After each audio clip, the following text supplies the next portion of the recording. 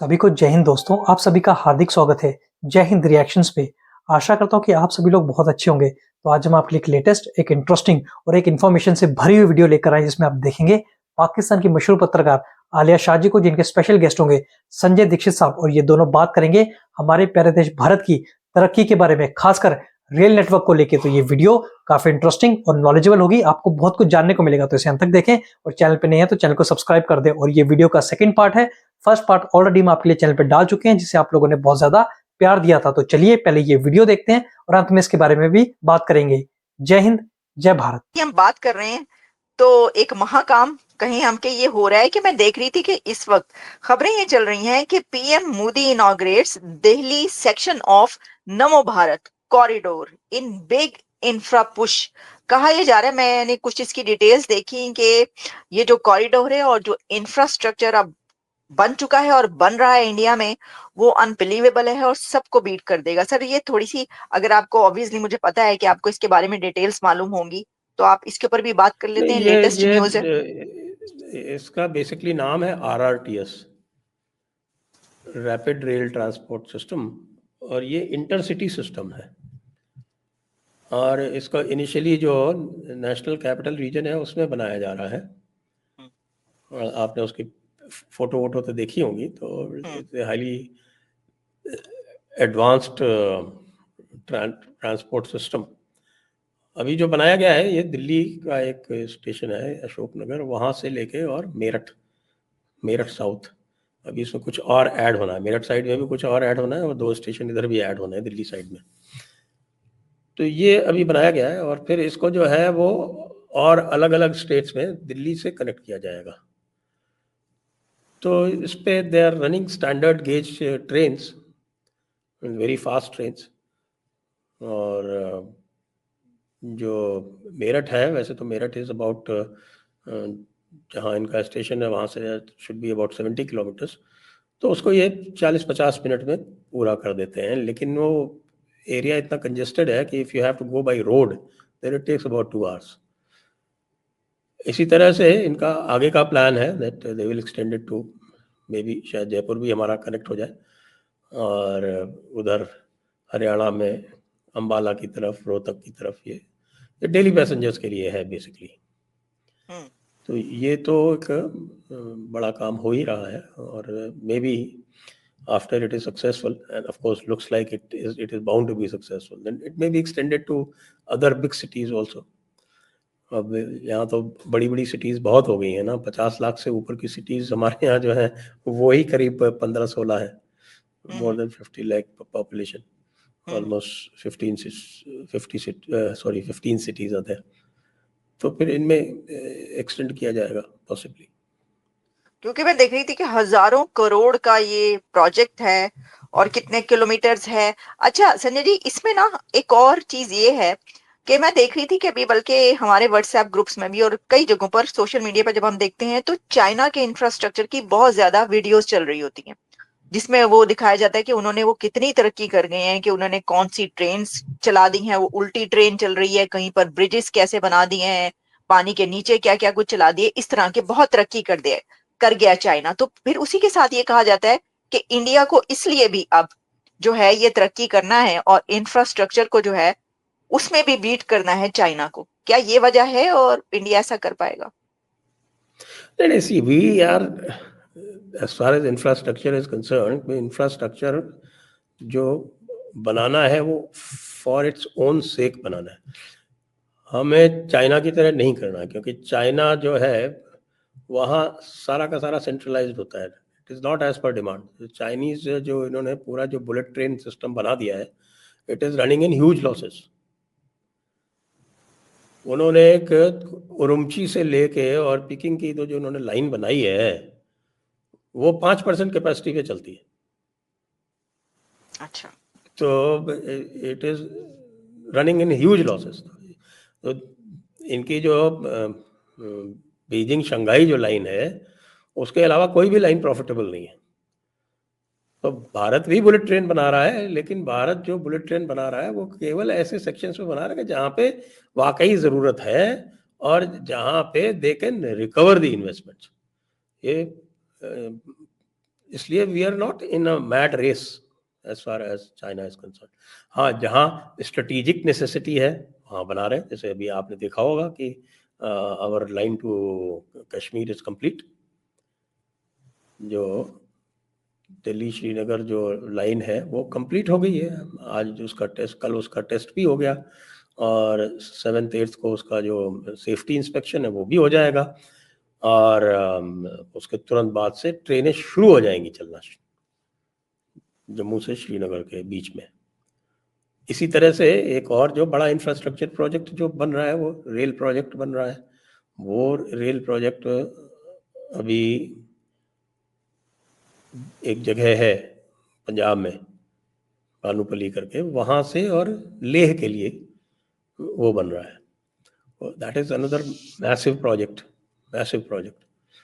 Now with the experience that our engineers have gained in building this route to Srinagar, अब वो लेह वाला अगला वो कर रहे हैं। और साथ में अब देखें कि ये उत्तराखंड में ऋषिकेश से लेके वो अनदर हिली एरिया, ऋषिकेश से लेके और उसको फिर आगे जोशीमठ बद्रीनाथ तक ले जा रहे हैं। वो that is again China border, वहाँ पे चाइना तंग करता है कई बार।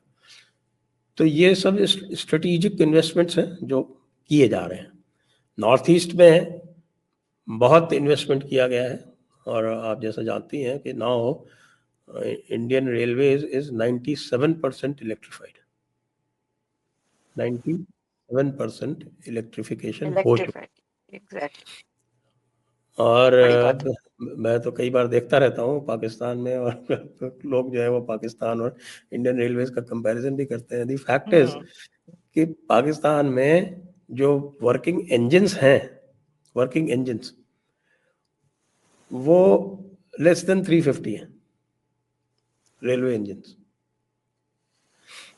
और इंडिया ने 6000 डीजल इंजन जो है अभी स्क्रैप में डाल दिए।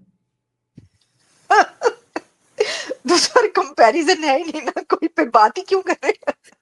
और ये कह रहे हैं कि भाई 2500 हम रिजर्व में रखेंगे। सर तो वो जो कई बार 6000 स्क्रैप में डाले तो थोड़े से हमसाय में भेज देते, उनकी मदद हो जाती। तो हमसा खरीदे तो खरीदा, खरीद तो सकते नहीं ना, आप तो इंडियन माल खरीद ही नहीं खरीदें सकते। कहाँ से सर, माल पैसा होगा तो खरीदेंगे ना। भाई सस्ते तो मिलेंगे ना, चाइनीज माल से तो अच्छा है। हाँ ये चाइनीज तो माल तो है। सस्ता ही नहीं है। चाइनीज माल तो आपके पता नहीं कितने सारे इंजन जो स्क्रैप में पड़े हुए हैं। हाँ ये तो है, कम से कम चाइनीज माल से तो अच्छा होगा, और अब साथ ही ये हमसाय तो से ये मिल तो रहा है तो खरीदना चाहिए। ये तो चलते फिरते हैं एक चीज। दूसरे वही सेम ब्रॉड गेज सिस्टम है। हमारे यहाँ ब्रॉड गेज है, आपके यहाँ भी ब्रॉड गेज है, चाइना में ब्रॉड गेज थोड़ी है। एक बार तो मुझे ध्यान है कि वो चाइना से कुछ इम्पोर्टेड होके आए कोचेस, तो पता चला कि उनका गेज ही गड़बड़ हो गया। कि चाइना में ब्रॉड गेज नहीं है, उन्होंने पता नहीं कौन से गेज पे बना के भेज दिए, और यहाँ से लोग गए वहां पे चेकमेट भी कराए, और जब यहाँ पे आए तो पता चले आ ही नहीं रहे लाइन पे यहाँ की पाकिस्तान की। सर वो कहते हैं ना, चले तो चांद तक, नहीं तो शाम तक। तो ये है सिलसिला। अच्छा ये जो आपने बात की संजय जी, आपने कहा जी कश्मीर में जो है ना ये ट्रेन व्रेन की जो बात की है, तो अगर पाकिस्तान की तरफ से आवाज बुलंद की गई, हम नहीं मानते जुल्म के ये ज़ाब्ते, तो फिर क्या करेंगे? आप मानो या ना मानो, हमें क्या फर्क पड़ रहा है। हम सुन हाँ थोड़ी रहे कोई। वही देखिए ना, अब आप लोग, इग्नोर कर देते हैं, आप लोग आप इग्नोर तो कर देते हैं। आप तो निकल गई। जो सर बाकी सबको लोग मेरी बैठे फिक्र पड़ गई। हैं, बाकी लोग जो बैठे हैं उनको FIA के नोटिस जा रहे हैं कि अच्छा आप जो है वो भारत की तारीफ करते रहते हैं, और उनके चीजों की।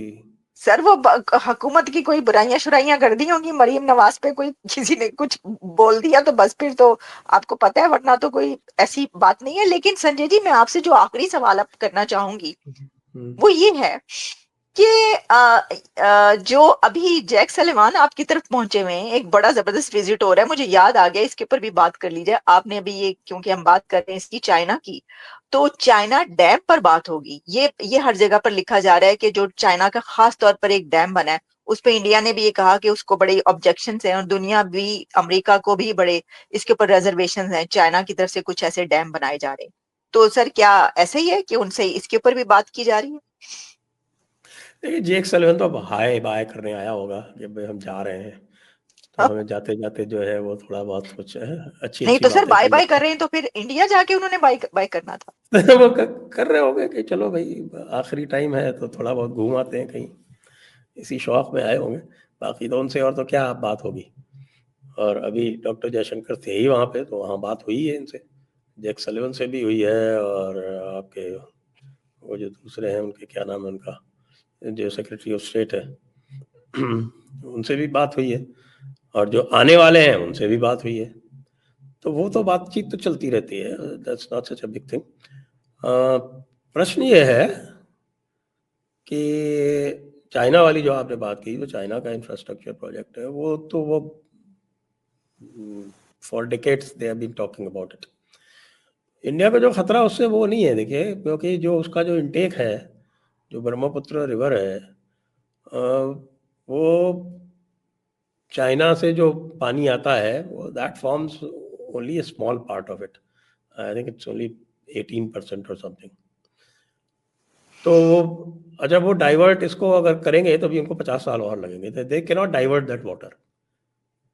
उस वाटर को डाइवर्ट करने का, क्योंकि जिस हाइट पे वो बनेगा डैम, वो गॉर्ज है एक बहुत बड़ी, उस पे जो बनाएंगे तो वो पानी जो है वो ऊपर कैसे लेके जाएंगे, that is the big question. लेके जाना पड़ेगा ना वो उसको, तो इट्स हरक्यूलियन टास्क। चाइना की इकोनॉमी वैसी बैठी हुई है, उसको यूज करेंगे हाइडल पावर के लिए। तो हाइडल पावर में तो जो पानी जितना भी आएगा वो तो डाउनस्ट्रीम ही जाएगा। So for me that's not too much of a concern. Concern Bharat को ये है कि भाई कभी आपके साथ झगड़ा हुआ और आपने सडनली पानी रिलीज कर दिया, तो इंडिया को भी अब डैम बनाना पड़ेगा। अच्छा। इंडिया को इस खतरे को दूर करने के लिए डैम बनाना पड़ेगा। ये एक फ्रेजाइल एरिया है, वो Himalayan ecosystem is a fragile ecosystem. तो उसमें it is not very advisable, but then if we have to do it we will do it. Okay, ठीक। तो संजय जी, बड़ी दिलचस्प आपसे गुफ्तगू रही। बहुत शुक्रिया, थैंक यू सो मच, धन्यवाद कि आपने प्रोग्राम में तशरीफ लाए और आपने इन टॉपिक्स पर हमारे साथ बात की, और खास तौर पर क्योंकि ये एक बहुत बड़ा फेस्टिवल कुंभ का मेला हो रहा है, जिसके बारे में बहुत लोग इसके बारे में जानना भी चाहते हैं और पता भी है, तो हमने कहा जरा इसकी भी डिटेल्स पर बात की जाए। थैंक यू सो मच, दोबारा भी आपसे बात होगी। Thanks a lot. Thank you very much. दोस्तों आशा करता हूँ कि वीडियो को आपने अंत तक देखा होगा और आलिया शाह जी और संजय दीक्षित साहब का ये पूरा डिस्कशन आपको काफी पसंद आया होगा और इस वीडियो में आपको बहुत सारी इन्फॉर्मेशन मिली होगी। तो ये वीडियो अगर आपको अच्छी लगी है इसे लाइक और शेयर जरूर कर दें और अपने विचार हमें कमेंट सेक्शन में लिखकर जरूर बताएं। और एक बार फिर चैनल पे नहीं है तो चैनल को सब्सक्राइब कर दें ताकि हम आपके लेटेस्ट इंटरेस्टिंग और इंपॉर्टेंट वीडियोस लाते रहें। तो चलिए फिर मिलेंगे ऐसी किसी जबरदस्त और नॉलेजेबल वीडियो में, तब तक अपना ध्यान रखिए। जय हिंद, जय भारत।